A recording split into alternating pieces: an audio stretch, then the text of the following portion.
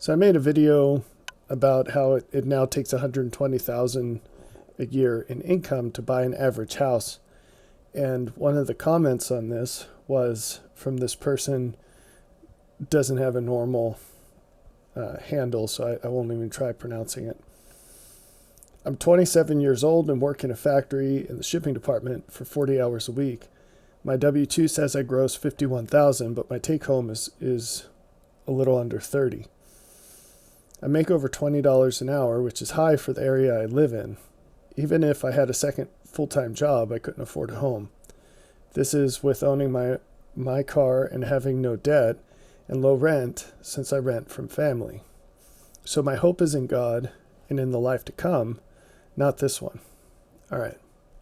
There are a few things to pull apart here, and I'm not picking on this person, but these are things that should be discussed because I know they affect a lot of people. So this is obviously more particularly directed to youth and more particularly directed to young men than young women, but lessons here will definitely apply to young women. Okay, so here we go, and I'll try to hit on all of it. So the first thing is, even in this brief message, and I don't know this person at all, the information I'm operating off of is what's in the comment. Even in this brief message, we have signs that there are things in this person's life, and I'm just going to assume it's a man so I know which pronoun to use. There are things in his life that come from the fruits of other people. So he says, in low rent since I rent from family. In other words, there's a possibility that he wouldn't even be able to afford housing if he wasn't renting from family, but in any case, he'd have less money. Now, why does this matter? There are so many perceptions about exactly how the Lord's kingdom will come.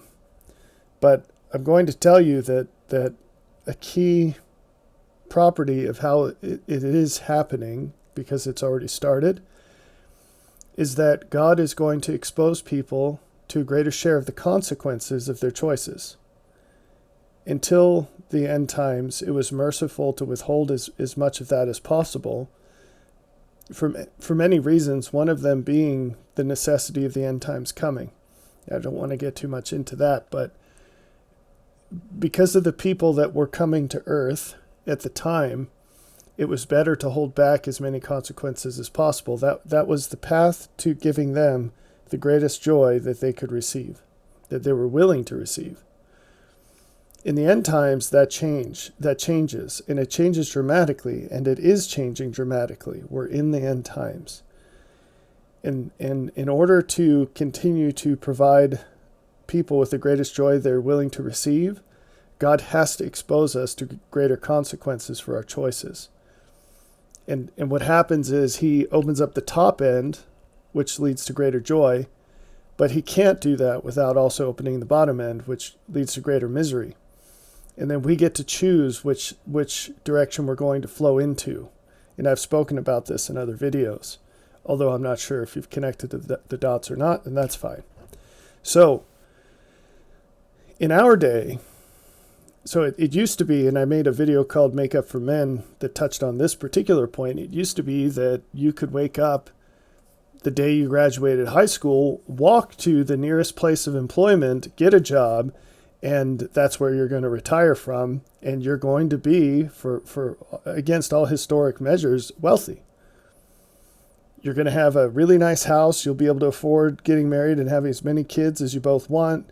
You'll have a car and all these other things. Climate control, plenty of food, enough food to get fat on, right? That's just not the case anymore. It's not coming back. It's done. So this is one piece of greater justice. Justice is punishment if you have acted poorly, and it's reward if you've acted well. So, right now, as bad as things seem, if you're in Gen Z, and for some millennials as well, for a lot of millennials, as bad as things seem for younger people, I'm telling you, it's going to get worse. That's the bad news. There is good news. But the bad news is it is going to get worse because you have no idea how much you're still leaning on things that you don't deserve. Things that come from other people. Whether those other people are people you know, like your family, who are giving you a connection on your living space. And it's not just people on the lower income side of things. Although this person's not lower income, he's actually above average, believe it or not.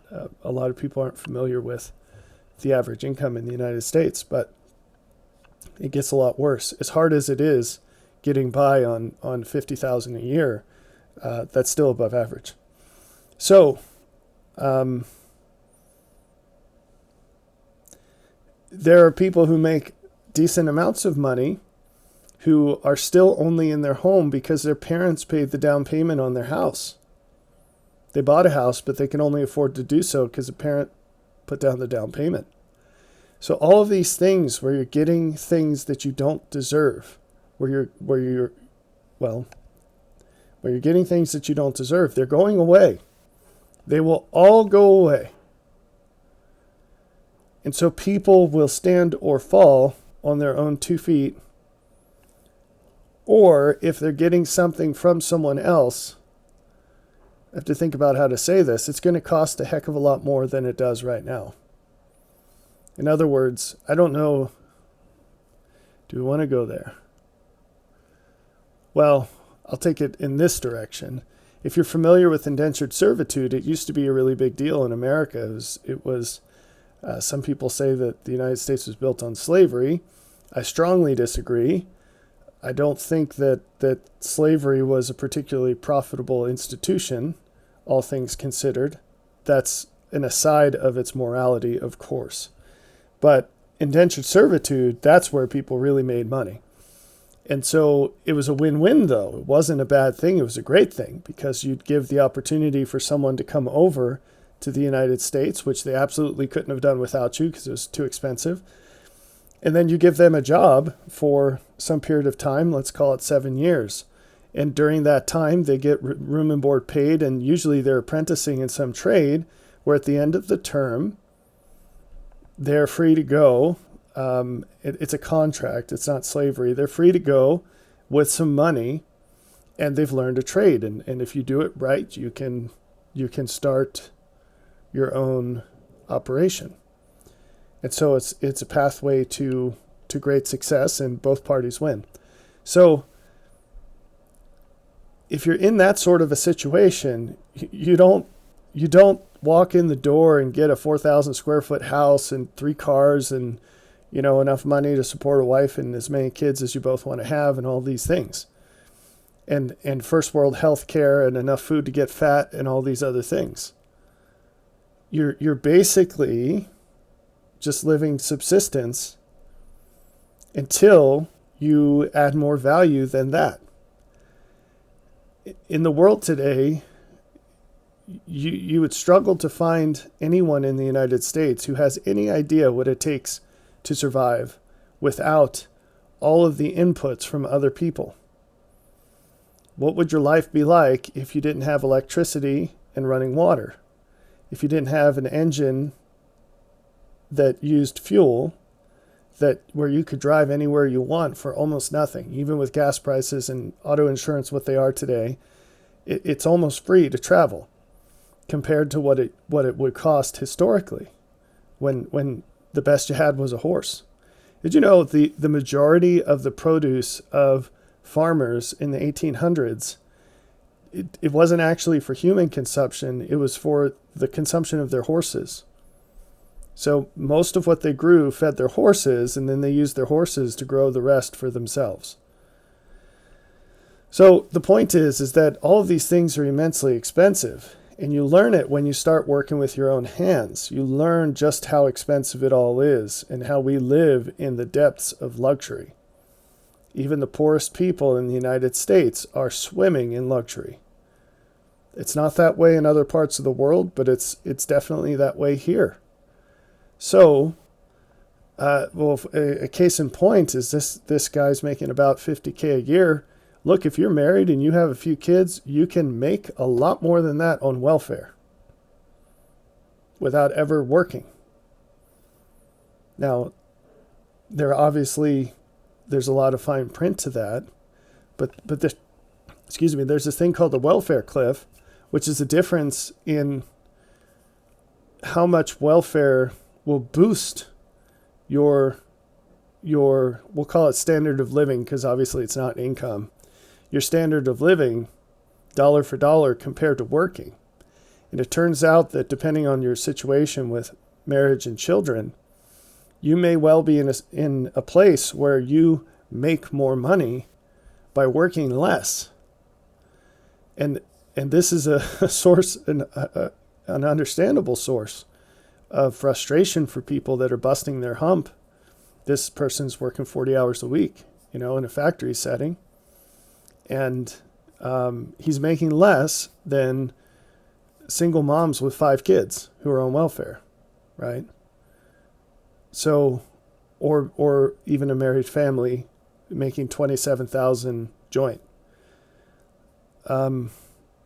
So that's frustrating. Anyway, so how do you escape the gravity of justice? That's the question. How do you escape the gravity of justice? Because it's coming. It's coming. There will come a time in this man's life where, he says he rents from family. He might be renting from his little brother or his niece that's younger than him or something. But in all likelihood, it's from his parents or grandparents or an aunt or an uncle or an in-law that's similarly older than him. So what happens when they croak? Well, then he'll be out in the free rental market. And maybe he can't afford it at that point, especially because inflation will have had a few more years to dig away at everything. And so, likewise, everyone is going to be in a position where justice is more apparent. And now I'm going to pivot this and give you a little insight, because all of these things, I'm just touching ever so briefly on these themes. It just takes a lot of time to lay it all out completely. And it's coming, but we're not ready for that yet. I haven't had time to do it yet. But flipping all this around, this is not something that just affects poor people. It affects rich people. And the relative effect will be greater. My older brother, I grew up in poverty. My older brother has a saying which I love. He says, well, we've been poor before. We know how to do that.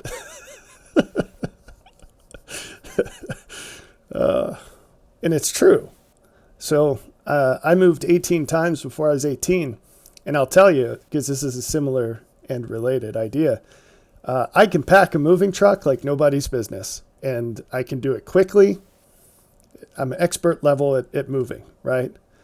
So much so that one of my friends whose family had a lot more money, when he moved, the one time he did in his childhood, they hired movers, and I was giving that guy advice, even though I'm not sure if I was driving yet, but I couldn't have been older than 16. So that's fun and funny. The power just went out. So I hope I'm still recording. I think I am, because the camera light is on. So if there are flashes or skips here, just give me a second. There we go. I see myself. I think we're good. So, so I've been poor before. I know how to do that. And I'm not alone in that. You folks who have to look at your receipts when you go to the grocery stores, we'll say. So I'm not talking about people who are necessarily in abject poverty, although it includes them. If you're looking at receipts at the grocery store, you and you have to pick and choose what you're going to buy because you don't have enough money to buy everything you would buy, then the adjustment down, even though it will be hard, it's not going to be nearly as painful as it is going to be for the rich. Now, let's get back to justice. How many wealthy people do you know who actually earned what they have. Now, this is a hot topic, and it's sure to offend all sorts of people. Because on the one hand, this is like with everything I talk about, I'm sort of slicing through the typical clustering of positions. And that's what ends up offending all people. So on the one hand, it's a popular thing today to say that the wealthy don't deserve what they have, okay? And there's a lot of truth to that, but we're going to slice through that because there are wealthy people who absolutely deserve what they have. In fact, there are wealthy people who deserve far more than what they have for various reasons that I guess I'll just touch on in the briefest way I can from an example that I know quite well, which is in tech. In tech, for programmers, for example, but there are other specific jobs in that category. What happens is you get hired at a rate of pay that's much higher than you deserve because there's competition, and that's what companies have to do to get someone in the door. And I think it's absurd, but that's the way it works. Over time, what happens is you start getting pay raises as you get better at your job, but there are curves that eclipse here where you start getting right from day one, the raises you get reflect less than the value you're adding. And that relationship gets more extreme over time. And so if you are a really good programmer, every year you work, you will make less for the value you add than you did on the first day you started working. Does that make sense? And so the injustice, it increases over time. The rate of increase accelerates over time. And that's not the only place where this happens. If you're starting a business, people think of the founders as the ones that make out like bandits. But even ignoring the fact that almost all startups fail, and in almost every case, the founder will have lost more money than they gained relative to if a person with that kind of initiative and skill and intelligence went into a regular employment position. They would have made way more money. If the company ends up failing, typically that's the case, okay? Setting that aside, who gets rich on startups? The investors get rich. And they are risking their money, and they should be compensated for that risk. But the way it ends up working is, as an investor, you need one of your 10 investments to end up being 10 times more valuable than fair in order to compensate for the 9 losses. Does that make sense? So you need some company to really take off in ways that nobody expected, and then you'll make a ridiculous amount of money on that one company, and that's what compensates you for the loss on the other 9. So if you're the founder of that one, that means that you're the one who's going to fund the 9 losses for the investor, because the investor does the same work on all 10. It's a really crooked game. And that's why typically the second a founder exits their first successful startup, they don't start another company. They get into investing in companies. And that's why. Because the risk, you just make so much more money than starting a company. And it's a lot less work. So anyway, so there are people out there that deserve what they made, and they're wealthy. And there are a lot of people out there who, even if they're wealthy, have a lot less than what they deserve. I shouldn't say a lot. There are people out there. But who are we talking about? It's such a tiny fraction of the population, it's not even funny. And it comes back to the scales of modern wealth. So the reason that people didn't have enormous houses and tons of cars and everything under the sun. I mean, just yesterday I dug out a tree stump with my tractor, and it's a small tractor. It's certainly not even mid-sized. And I wish it were larger. I don't want to pay for larger, but which is ironic that I'm saying that on a video about justice, but it's not big enough to do half the stuff I use it for. like pulling out the stump. It was completely inadequate.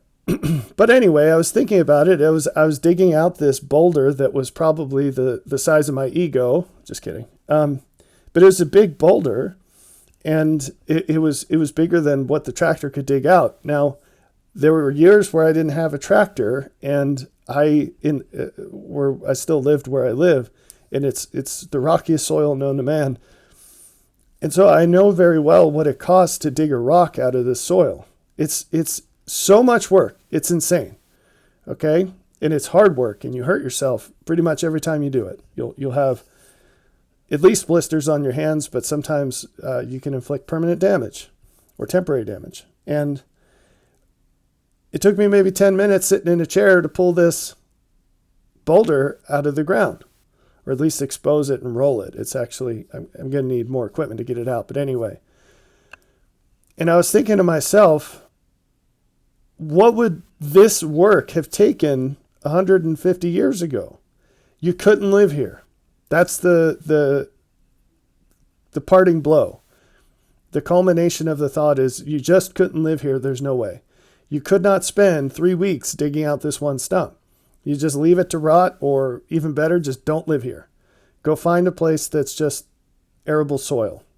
Doesn't have so many rocks. So, that, if you look around and you see the kind of wealth that we just take for granted, like I'm just going to go pull out this stump out of my yard, and I can do it in a few hours. Well, that's unprecedented wealth. And maybe that's a terrible example because I know the fraction of people who do things like that is tiny. But when you hop in your car, your $60,000 car, and you drive for 45 minutes to take your daughter to gymnastics, you are consuming unprecedented wealth in doing that.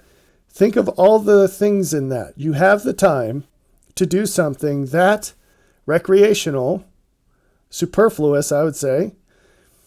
Your daughter has the time. She's not mending socks or something. And there's someone there who makes enough money doing this and has the skills to actually teach it. And there's a facility.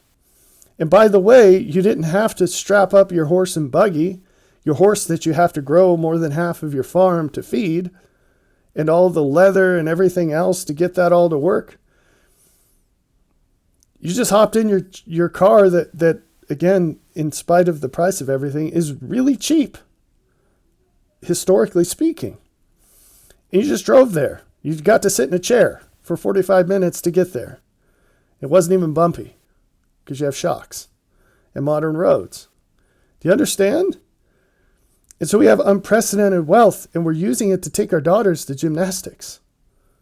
That's crazy. You know, our families are rotting from the core for a lack of spiritual substance, and we're taking our daughters to gymnastics. And if that's your specific situation, only take offense to this if it applies. But please take offense if some kind of lateral application applies. Okay, so there are so many people who are going to experience the stripping away of unmerited blessings. That's going to happen. All right, so if you're still with me, kudos. I wish I had a cookie to give you. Good for you. Let me try to make my main point here. And this is the positive side of it. We still have the ability to hop in a car and drive to gymnastics. We still have the ability to dig out stumps and render the land we live on more farmable. We still have the ability, anyone listening to this video, with very few exceptions, that would be exceptional, they'd be some weird thing, anyone listening to this can uproot their whole life and move to another state. If you live in the United States, anyway, there are many countries where that kind of latitude does not exist for wealth reasons and for freedom reasons. You can move.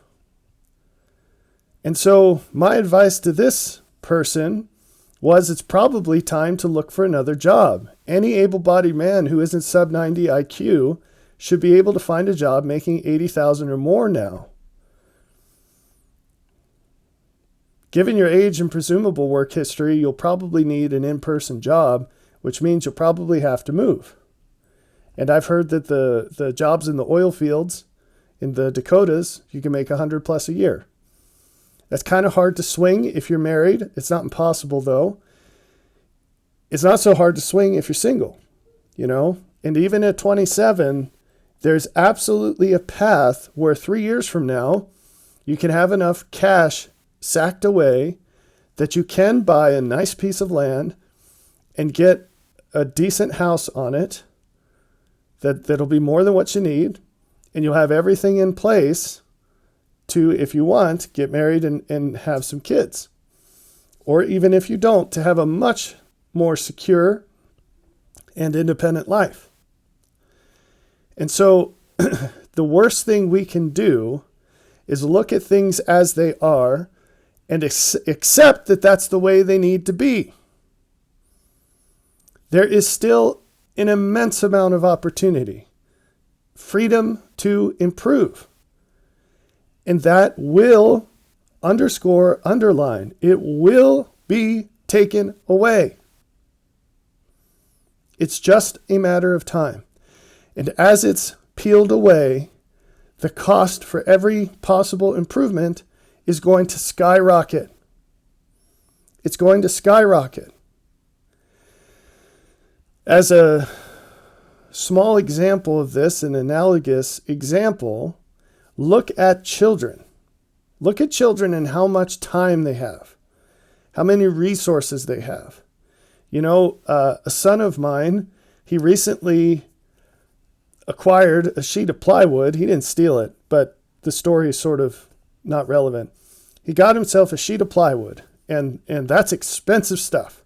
But he had no concept of how much it cost because someone gave it to him for helping with their project, an older person.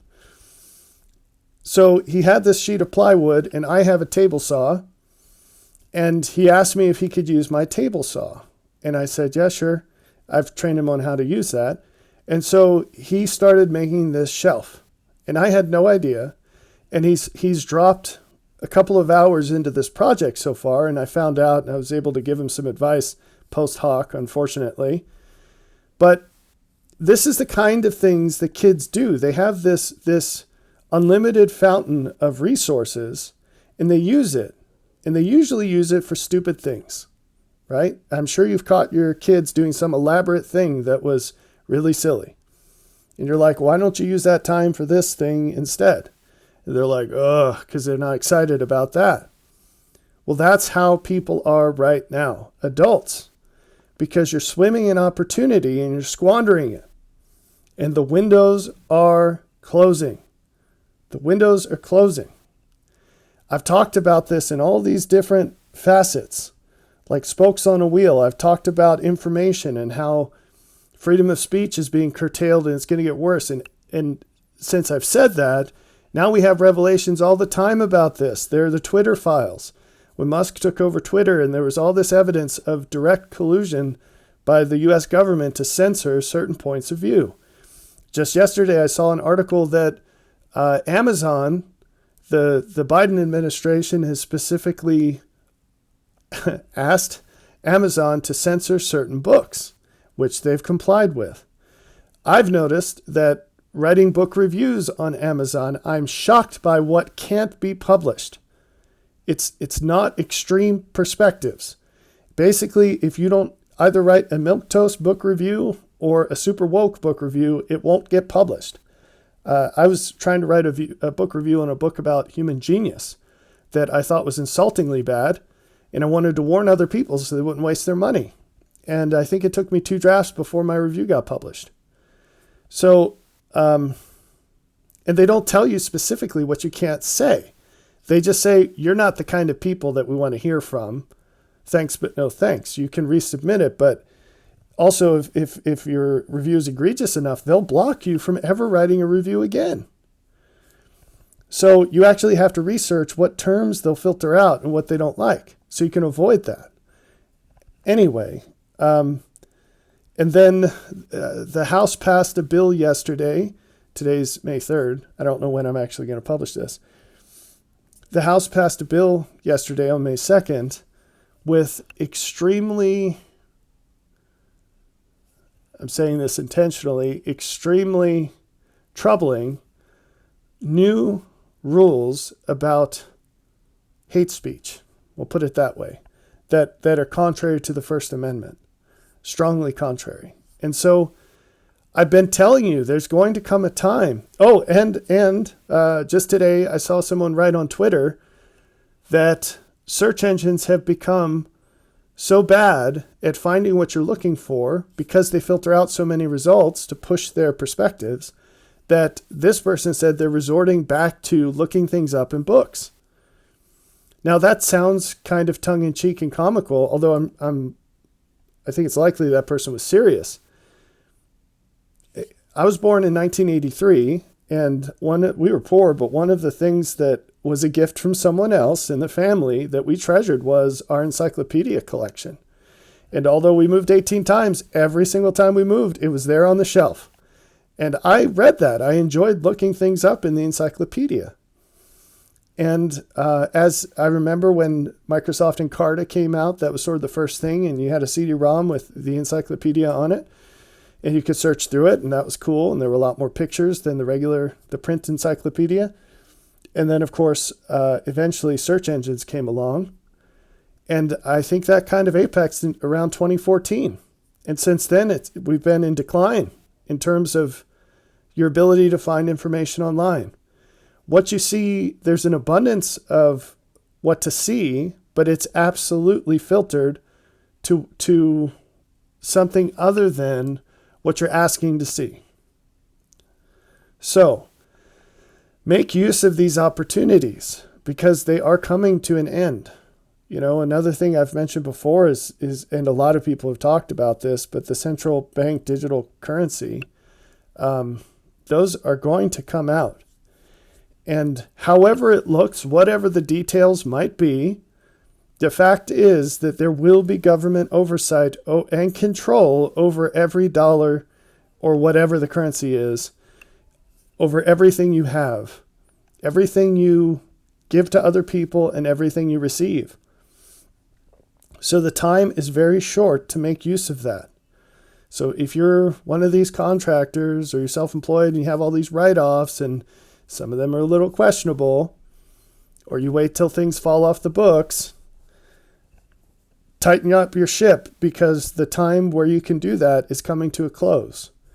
On the more extreme side, and I've said this many times, but you have to get prepared for a time when you can no longer rely on outside resources. And I mean that in the full measure. If you are not completely self-reliant on your property, you're going to have some issues. That's putting it lightly. Now, I know that's super extreme, and if you're just in a place where you're trying to make a couple more bucks a year, that's like just shoving your head further underwater. But you need to know what you're up against in order to marshal the resources required to overcome the challenge. When David Goggins was, I don't remember how many, I think he was over 100 pounds overweight. He didn't think that he just had to lose a pound or two and he could take years doing it. I don't know if you're familiar with his story, but he had to lose, I believe, over 100 pounds to join the military when he wanted to. And he just said, I have 3 months to do this because there was some kind of deadline. And he did what he had to do.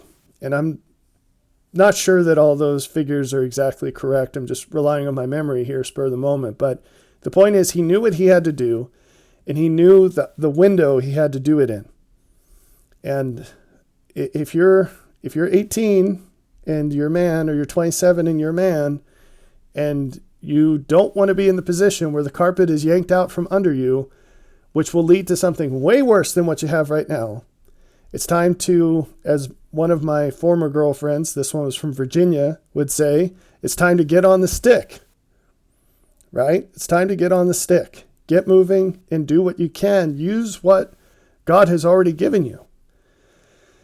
And this is one of the reasons I wanted to make the video, because he ended his comment with, "My hope is in God and in the life to come, not this one." No, your hope's not in God, because you're not doing everything you can with what he gave you. And you say your hope is in the life to come. Well, you should stop hoping about that and start making use of the time you have right now, because you're not prepared for that time. Not yet. If you're not making the most of the resources that God gives you now, I promise you that whatever the life to come entails for you is going to be full of regret. Regret that you can't do anything about. This life is an opportunity. And if you're ever in a place where you feel like you just have to grit your teeth and bear it, you're not getting out of it what God intends. It doesn't matter how much you're suffering, how much pain you're in, how much other people have disappointed or even betrayed you. It doesn't matter how lonely you are. It doesn't matter how sick you are. It doesn't matter. Any of these things don't matter. The point is still valid. If you feel like all you can do is grit your teeth, you're not using these experiences that God has given you for the intent they were given. We're here to overcome, not just to withstand. So it's time to put things beneath your feet. That's a phrase from the scriptures. God is putting all things beneath his feet. And he overcame everything that could be overcome as a man in this life. And now he's in the process of overcoming everything that can be overcome as a God. And I don't mean that in the sense that he's facing some sort of trial right now. I mean he's operating through us to establish his kingdom once again, which is it's a foregone conclusion. It's going to happen. The question is just where all the cards will lay when the dust settles. He knows, but we are making the choices here to decide where we want to be when the dust settles. And if all you're doing, in a boxing match, you can either fight or defend, right? And if all you're doing is holding up your hands and blocking the punches, you're not fighting. It's time to put down the hands, take a couple of punches because you're going to get hit, but make your goal to take out your enemy. So improvement is the victory. Improvement is the fight. And you've been given the tools. One of my best dad jokes, I do this every time we walk into a store and I'm with my wife or kids, and there's a sign that says no firearms. It's like a gun with a no sign. I say, "Oh, I can't go in." And they're like, "Why?" And I point to the sign. I'm like, these don't come off. And my kids will laugh and my wife just rolls her eyes. But they're pretty much trained on that. I can probably stop saying it now, but anyway, it's like that. You've been armed by God with the ability to overcome. Now, you might not have all the ingredients for that recipe yet. You might not have the recipe itself, but it's enough for now to know that you have the power. Okay? It's like Masters of the Universe. You have to learn to say, "I have the power." You have the power, and if you don't believe that, you're not going to bother to search for the recipe or to recognize it when it's shown to you right in front of your face. You will not value it. You will not use it. So learn to say you have the power, and don't accept things in your life that aren't the best of what you want and what you can have. You don't have to accept. If you're an able-bodied man, things are not bad enough yet that you have to accept $50K a year at 27 years old. Unless you have issues, right? And, there are people that have physical or mental struggles that are severe. If you're blind, maybe you could say, "Look, I've exhausted the possibilities of making over 50K. I'm still not buying it." But I'd probably be less harsh with you, okay? And we have to explore that, see if there's another way. But this situation is riddled with invisible constraints. Do you know what constraints are when you're solving a problem? You say something like, I need to till my garden. That's the problem. Given that I don't have a tractor. Okay, that's a constraint. Well, can you buy one? Probably not. They're really expensive. Do you know somebody who has one? Maybe. Can you rent one? Probably. What if it doesn't make sense because it's just a little postage stamp garden? Okay, do you have a pickaxe?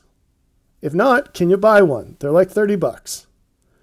If not, can you get one used? You could probably get one for free from some old person who doesn't need it anymore, right? Then you say, well, I don't have arms. Okay, well, that's a challenge, but let's work through that. These are all constraints. So often when we look at something and we say, I can't have this, the reason is not what you think it is. The reason is all the invisible constraints. They're barriers that you're placing in front of you without even realizing it. And so maybe the constraint here is, oh, well, I don't want to move. Okay, that's a constraint. So then the question is, what do you care about more? Moving and having a path to a decent income, a sufficient income, I should say, because if you're relying on other people, then you're not there yet. And then the other path is, well, I want to stay here because it's that important to me, and I'm willing to accept a lower income. Well, great. If you really feel that way, great. Right? But then you wouldn't say things like, so my hope is in God and in the life to come, not this one. You'd say, you know, it's a sacrifice to live here, but it's worth every penny. Right? So people that choose to have kids, even though it's hard, they don't go around saying, oh, my hope is in God and in the life to come, not this one, because my kids, right? They say, my kids are totally worth it. I'm glad that I have the opportunity to make it happen because it gives me joy. So don't accept a path that leads somewhere other than the joy you seek or believe is possible. Don't accept a different path. Keep cranking away to find the way to what you believe is possible. Well, that's probably enough here. I hope this is helpful. Look at that. The sun rose as I was speaking. That's beautiful. See ya.